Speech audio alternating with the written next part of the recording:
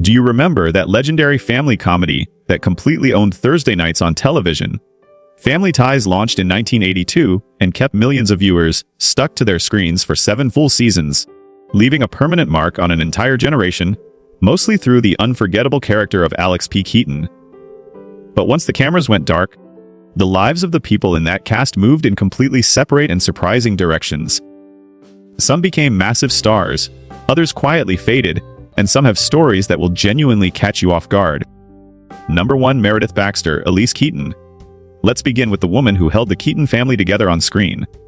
Meredith Baxter was 35 years old when she first stepped into the shoes of Elise Keaton, the warm, sharp, and endlessly steady mother of the family. Elise was no ordinary TV mom. She was a working architect with strong opinions, real goals, and a depth that went well beyond what most sitcom mothers were given at the time. Meredith brought every bit of that complexity to life with incredible skill and care. The connection between Meredith and Michael Gross, who played her husband Stephen Keaton, was one of the most convincing and natural married couple portrayals ever shown on American television. Their disagreements felt genuine, their affection felt real, and whenever the show explored heavier topics, which it did more than most people recall, Meredith handled those scenes with tremendous emotional strength. Audiences genuinely adored her, and she picked up multiple Emmy nominations as proof of just how respected her work truly was. After Family Ties wrapped up, Meredith shifted into television movies, many of which she also helped produce, and she became a very influential figure in that world throughout the 1990s. But behind her cheerful and familiar TV image, her personal life carried a great deal of pain and difficulty. She went through several troubled marriages and spoke openly and bravely about her long battle with alcohol addiction, a struggle she eventually won and discussed publicly without shame or hesitation. Then in 2009, Meredith Baxter stepped in front of the camera on the Today Show and came out as a lesbian at the age of 62. She spoke about the moment with calm dignity and visible relief, sharing that she had finally found genuine happiness and the freedom to be herself. She has been with her partner Nancy Locketch ever since that year, and the two got married in 2013. Today, at 78, Meredith still acts occasionally and continues to speak out powerfully in support of LGBTQ+ rights and visibility. Her path from playing television's ideal mother to discovering her true self later in life is one of the most remarkable and quietly told personal journeys of anyone in this entire cast. Number 2. Michael Gross, Stephen Keaton. Now let's turn our attention to the father figure of the Keaton household. If Elise was the heart of the family, then Stephen was absolutely its soul, and Michael Gross gave him a warmth and intelligence so genuine that millions of viewers wished he had been their own father growing up. Michael was 33 years old when Family Ties began, and his character Stephen Keaton, a former hippie turned public television executive, became one of the most beloved and recognizable father figures in the entire history of American sitcoms. Stephen was the kind of dad who actually sat down and talked with his kids, who admitted openly when he didn't have the answers, and who kept his big, warm, idealistic heart on full display, even while being teased for it constantly. The ongoing clash between Stephen and his son Alex was truly the spine of the whole series, and their politically opposite relationship gave audiences endless entertainment and laughter week after week. Michael Gross played this tension with such quiet skill that you could always feel the genuine love sitting underneath every single argument they had. After Family Ties ended, while most people assumed Michael Gross would step back from the spotlight, he quietly went ahead and built one of the most unexpected second careers anyone in Hollywood has ever managed. From the 1990s all the way through the 2010s, he became the face of the beloved cult monster film franchise Tremors, playing the tough and heavily armed survival expert Burt Gummer. The distance between Burt Gummer and Stephen Keaton is about as wide as any two characters could possibly be, and that range alone tells you everything you need to know about just how genuinely talented an actor Michael Gross really is. Today, at 78, Michael Gross is one of those performers who never quite received the wide public recognition he genuinely deserved, but who built a rich, varied, and impressive career stretching across more than 4 decades. Number 3. Justine Bateman, Mallory Keaton. Justine Bateman was just 16 years old when she took on the role of Mallory Keaton, the fashion-obsessed, academically relaxed, and wonderfully funny middle child of the Keaton family. On the surface, Mallory was written as a fairly classic airhead type, far more focused on clothes and boys than on anything happening in school or the news. But Justine brought something much richer to the character than the scripts always asked for, and her natural comic instincts made Mallory feel genuinely lovable rather than just a running joke. One of the show's most entertaining ongoing storylines was Mallory's relationship with Nick Moore, her artsy, odd, and totally unpredictable boyfriend, who the rest of her family barely knew what to do with. The chemistry between Justine and Scott Valentine in those scenes was real and funny and kept audiences coming back season after season. Justine earned an Emmy nomination for her work on the show, and it was recognition she absolutely deserved, given how consistently strong her performances were throughout the entire run.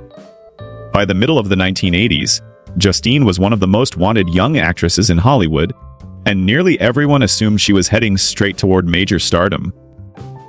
But her story took a genuinely interesting direction after that.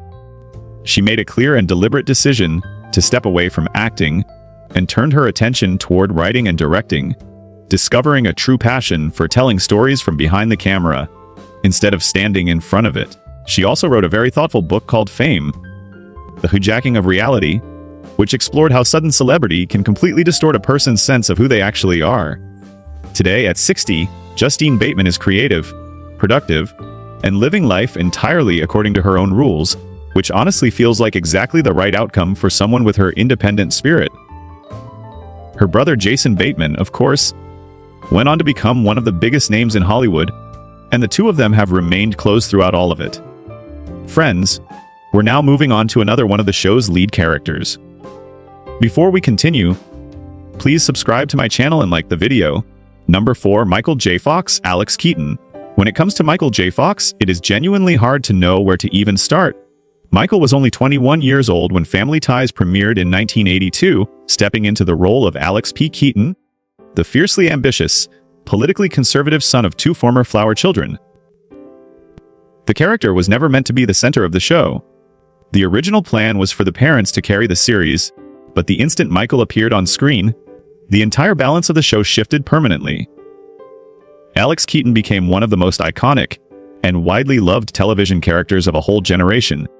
The writers began giving Michael more and more material simply because audiences could not get enough of what he was doing with the role. And the cultural reach of the character was genuinely astonishing. Ronald Reagan himself once publicly stated that Michael's portrayal of Alex Keaton had actually helped him win re-election, and that single comment alone gives you some idea of just how enormous the character's impact was on the country at the time. Michael won 3 Emmy Awards and 4 Golden Globe Awards for the role, a level of recognition that truly speaks for itself. But right at the very peak of everything, the films, the television work, the fame, Michael received news in 1991 that would permanently alter the course of his life. He was only 29 years old when doctors told him he had early-onset Parkinson's disease. He kept the diagnosis completely private for 7 years, continuing to work and perform at a high level while quietly managing a serious and progressive neurological condition entirely out of the public eye. When he finally shared the news in 1998, the reaction around the world was one of shock and deep admiration. Rather than pulling back from public life, Michael chose to step forward and do something genuinely extraordinary. He became one of the most powerful and effective advocates for Parkinson's disease research anywhere in the world, founding the Michael J. Fox Foundation, which has raised more than $1.5 billion for research into the condition. That is not a misprint. $1.5 billion. His memoir Lucky Man became a bestseller, and his second book No Time Like the Future was raw, deeply personal, and profoundly moving to everyone who read it. He returned to acting in The Good Wife and Curb Your Enthusiasm, showing audiences clearly that his spirit and his humor were completely intact. In 2023, the documentary Still, a Michael J. Fox movie premiered at the Sundance Film Festival and became one of the most talked about and celebrated films of the entire year, going on to win an Emmy Award. Today, at 64, Michael J. Fox stands as living proof that a person's true legacy is shaped not by the difficulties that come their way, but by how they choose to respond to them. His net worth is estimated at around $65 million, but his real impact on the millions of people living with Parkinson's disease is worth far more than any number could express. Alex P. Keaton made him a star, but Michael J. Fox turned himself into something far greater than that. Number 5. Tina Yothers, Jennifer Keaton. Now we come to little Jennifer Keaton, the youngest child of the Keaton family, played by Tina Yothers, who was just 8 years old when Family Ties first aired. Take a moment to really think about what that means. She grew up entirely in front of television cameras, with every single awkward and uncertain year of her childhood and teenage life broadcast into the living rooms of millions of American families every week without a break. That is an almost unimaginable amount of pressure to place on a child's shoulders. Tina was genuinely wonderful in the role of Jennifer throughout the whole run of the series. In the early seasons, she played the surprisingly clever and charming little sister with a natural ease that most child actors never find.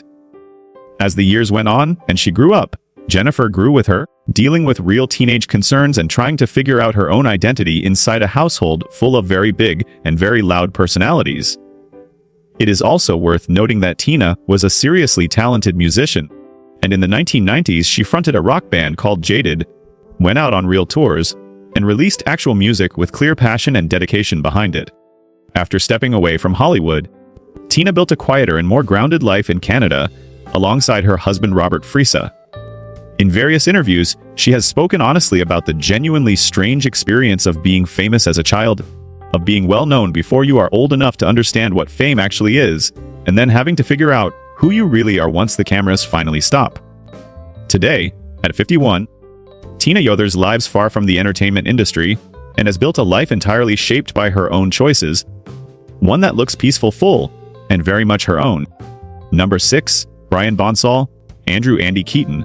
Now we arrive at the section of this story that is genuinely the most difficult to talk about, because Brian Bonsall's journey is not a light or easy one.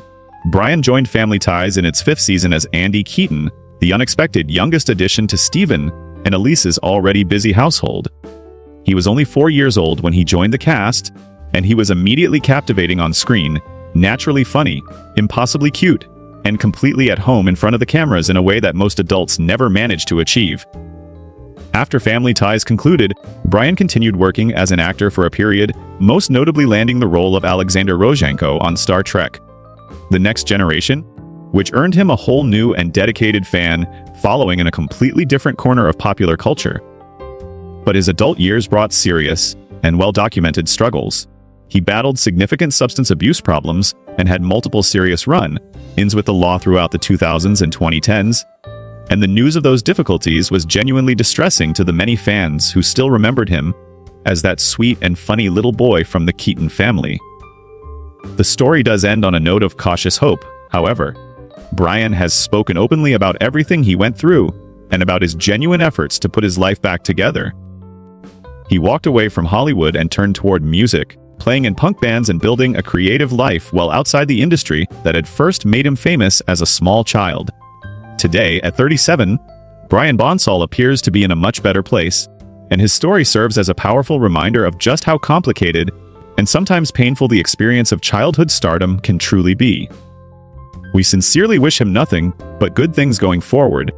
Number 7. Tracy Pollan, Ellen Reed. And now, a Family Ties story that ends in the most genuinely wonderful way imaginable. Tracy Pollan joined the cast in Season 2 as Ellen Reed, Alex's intelligent, steady, and no-nonsense girlfriend, and she was 23 years old when she took on the role. Ellen was a fantastic character who matched Alex intellectually, had absolutely no trouble calling him out when he deserved it, and gave Michael J. Fox some of the very best material he got to work with throughout the entire run of the show. But Tracy's real connection to Family Ties goes so much deeper than the characters she played on screen. While working together on the show, she and Michael J. Fox genuinely fell in love. They dated during her time on the series, went through a breakup, and then after some time apart found their way back to each other in a way that was clearly and obviously the real thing. Tracy Pollan and Michael J. Fox got married in 1988, just as Family Ties was drawing to a close, and they have been together through everything that has come since. Through Michael's Parkinson's diagnosis, through the many years of living with and managing the condition, through the public advocacy work, the books, the documentary, and all the rest of it, Tracy has been standing right beside him every single step of the way. They have 4 children together, and by every account available, their marriage is one of the most authentic and deeply loving partnerships that Hollywood has ever quietly witnessed. Tracy continued acting after Family Ties wrapped, appearing in films and on television throughout the 1990s. But over time, she gradually moved toward a more private and family-centered life, a choice that feels completely true to who she is as a person. Today, at 65, Tracy Pollan is in many ways one of the most important figures in the entire story of this cast, not only because of her own career and talent, but because of the extraordinary role she has played in Michael J. Fox's life and in everything he has been able to accomplish. If you have seen the documentary Still, or read either of his memoirs, you already know that her presence in his life is something genuinely rare and beautiful. From playing Ellen Reed on a beloved Thursday night sitcom, to becoming the real-life partner of one of Hollywood's most admired human beings, Tracy Pollan's Family Ties story is truly the kind of thing that belongs in a book.